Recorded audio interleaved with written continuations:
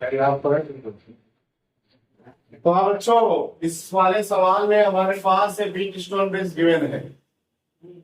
अब इसको लगाना है, इसमें x की वैल्यू फाइंड करनी है और x के साथ साथ हम लोग टोटल इक्विवेलेंट निकालेंगे और टोटल इक्विवेलेंट के साथ साथ टोटल करंट निकालेंगे और टोटल करंट के साथ साथ करंट इन ईच ब्रांच निकालेंगे। ठीक है ना।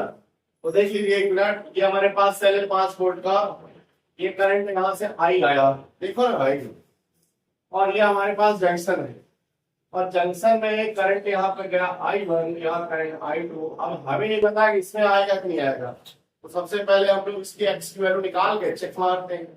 लेकिन क्वेश्चन में जो गिवन है, क्वेश्चन में गिवन है बस इतना ही गिवन है और कुछ नहीं गिवन है। तो सबसे पहले इसके लिए क्या करेंगे हम लोग, P upon Q equal to R upon S लगा के देखते हैं। तो P की वैल्यू कितनी है, P कौन है इसमें, P upon Q equal to R by S है ना। तो P कौन है, P x इक्वल टू 6 और 12 है ना। वाला होता है, वाला होता है। क्या हो गया, अच्छा हाँ, P upon Q 3 by 6 equal to R by S यानी x अपॉन 12 लिख सकते हैं ना ऐसे हम लोग। अब इसको काटो, कितना आया, 3 1 जा 3, 3 2 जा 6 और 2 6 दा, यानी कि x वैल्यू कितनी आ गई, 6 ओम आई। और यानी कि x वैल्यू क्या आ गई, 6 ओम। अब चेक करके देखते हैं, अब क्या बैलेंस है, तो बैलेंस तो होगा ही होगा, बिल्कुल होगा। तो P upon Q equal to R upon S है ना। तो P अपॉन Q 3 बाई 6 था, R की वैल्यू कितनी आई, x वैल्यू 6, ये हो गया हमारा 1/2 और 1/2 यानी 1/2 इक्वल टू 1/2 लिख सकते हैं, इट इज बैलेंस। ठीक है, हमारा बैलेंस है। यानी बैलेंस अगर ये है, ये वाला I1 ऐसे चलाएगा, भाग आएगा इधर से, ये वाला I2 इधर से भाग आएगा, बोलो जी। यानी कि इस वाले का काम खत्म हो गया। तो हम करेंगे क्या इसमें, इसका सीरीज। अब आपको पता है कि 6 और 3 किसमें आ गया, सीरीज में यानी पैरेलल में। कैसे बोलो यार, अरे भैया अब इसको भूल जाओ, अब ये भूल जाओ, ये काम खत्म इसका।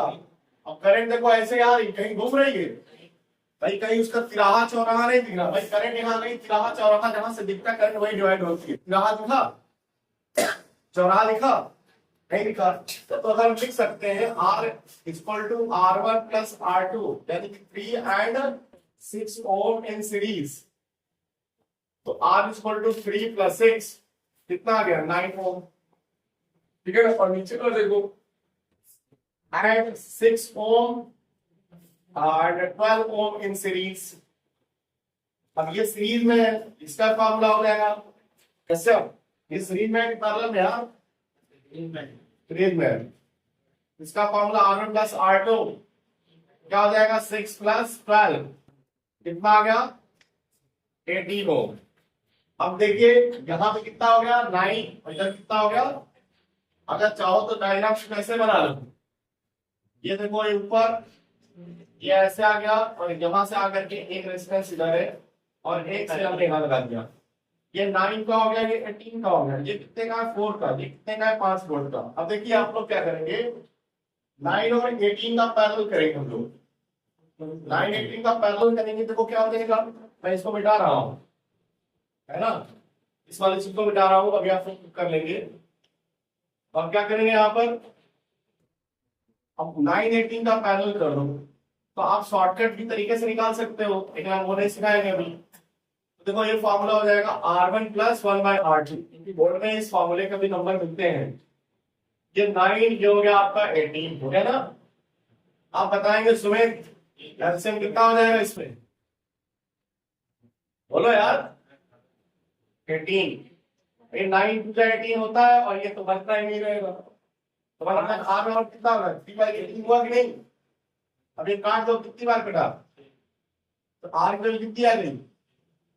अब देखो यहाँ का कितना आ गया, 6, ये 6 और ये 4 3 हो जाएंगे, तो R AB जो हो गया, फिर से R प्लस R2, तो देखो भाई ये हो गया कितने का, 6 और जो कितने का 4 का है ना। तो R AB यानी कि नेट कितना आ गया, 10 आया कि नहीं आया।